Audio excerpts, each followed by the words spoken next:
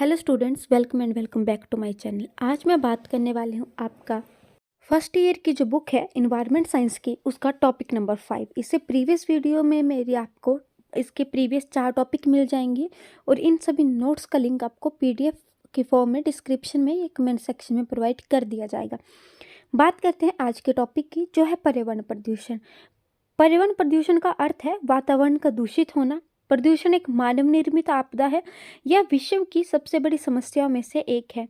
प्रदूषण अनेक प्रकार के होते हैं। मानव जीवन सदा से ही पर्यावरण से प्रभावित रहा है। उसे अपने जीवन को सुचारू रूप से चलाने के लिए संतुलित पर्यावरण की आवश्यकता रही है।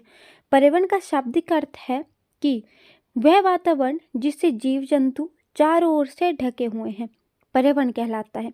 पेड़ पौधे, जैव अजैव तत्व, मनुष्य इत्यादि सभी पर्यावरण के अंतर्गत आते हैं, जिसे हम पर्यावरण कहते हैं।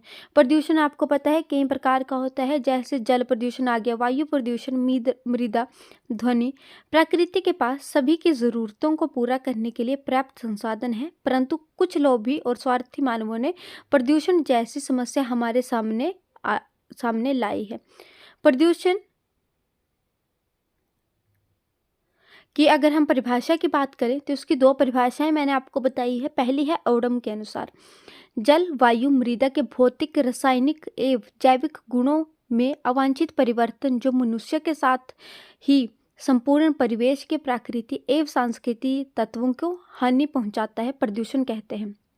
दूसरा है लॉर्ड कंट के अनुसार, पर्यावरण में उन तत्वों की उपस्थिति जो प्रदूषण कहते हैं, जो मनुष्य द्वारा चाहे या अनचाहे में उत्पादित किए गए ही, जिनका मानव के स्वास्थ्य पर हानिकारक प्रभाव पड़ता है।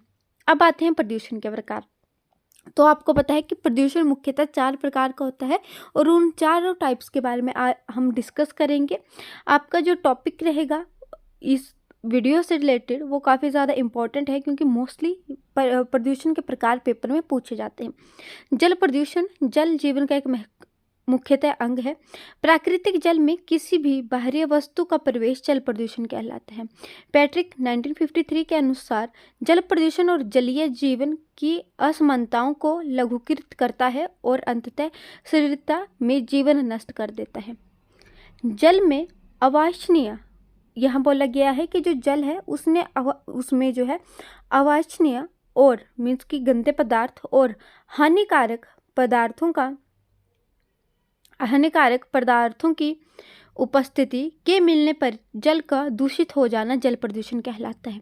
जल पर्यावरण का एक अभिन्न अंग है। जल के बिना हम जीवन की कल्पना तक नहीं कर सकते हैं, इसलिए कहा जाता है कि जल ही जीवन है। अब जल प्रदूषण के कुछ कारण भी हैं।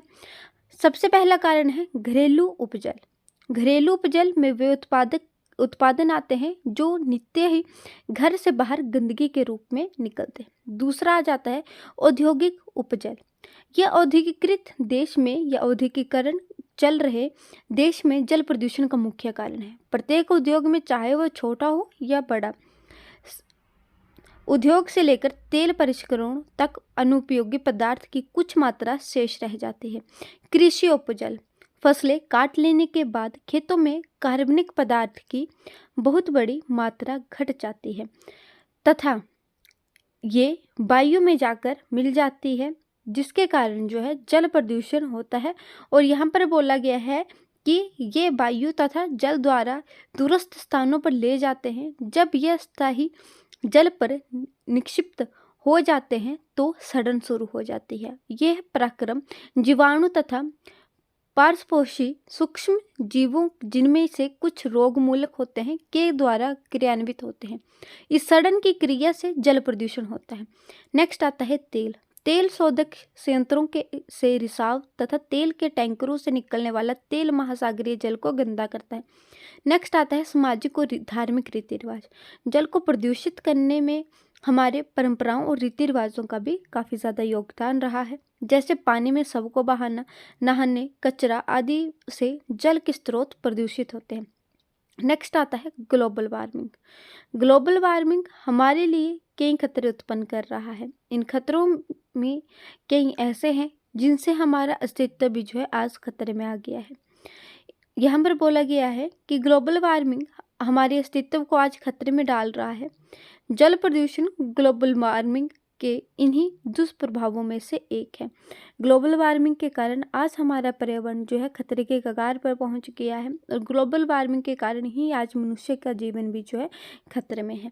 नेक्स्ट आपका पॉइंट आता है पॉइंट नंबर 7।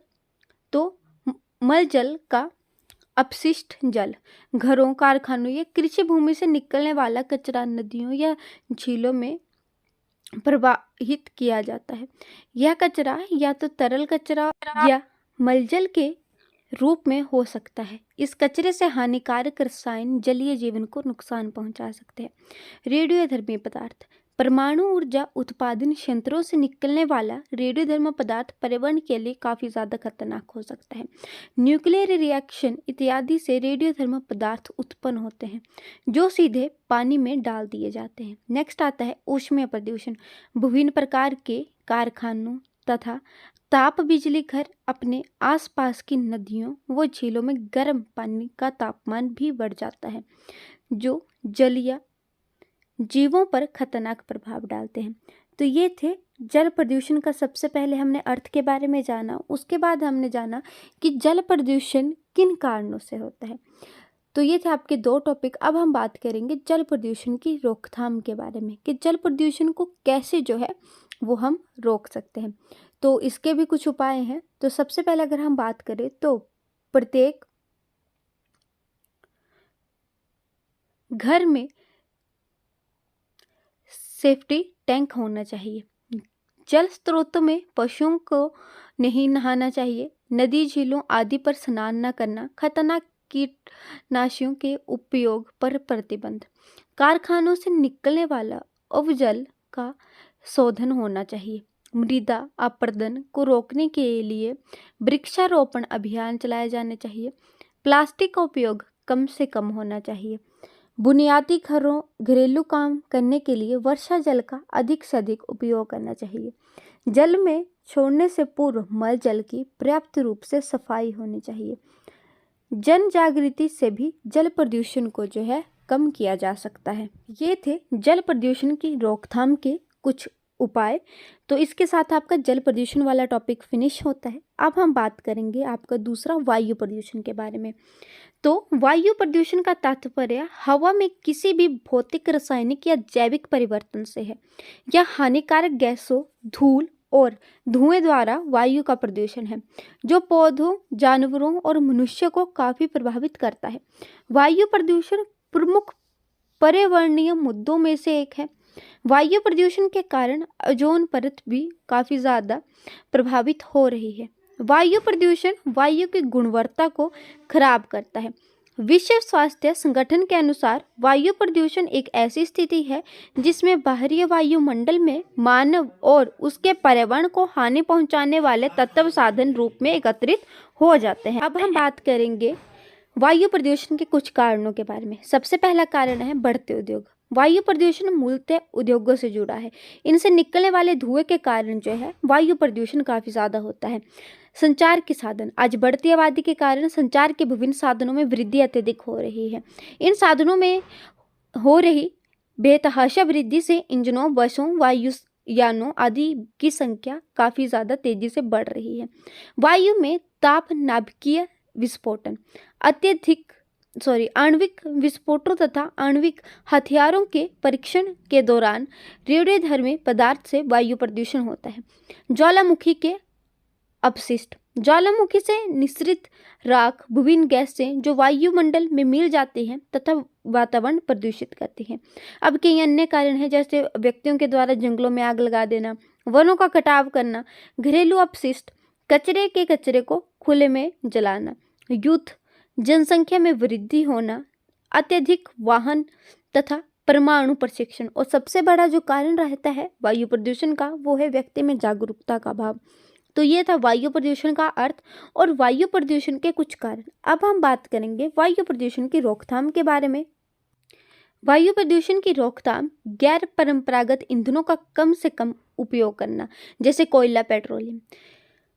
धुएं के लिए उपकेंद्रित संग्राहकों का प्रयोग करना। धुंध वाले दिनों में मास्क का प्रयोग करना, वाहनों के लिए गंधक व शीशा रहित ईंधन का प्रयोग करना, जैविक ईंधन के प्रयोग को बढ़ावा देना, उद्योगों की स्थापना, परिवहन प्रभाव मूल्यांकन EIA के पश्चात, उद्योगों में कम सल्फर वाले कोयले का प्रयोग करना, धूम्रपान छोड़ना,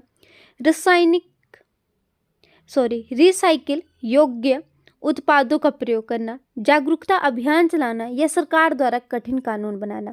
तो ये था वायु प्रदूषण की रोकथाम के कुछ उपाय। तो हमने डिस्कस किया आज की वीडियो में जल प्रदूषण और वायु प्रदूषण के बारे में।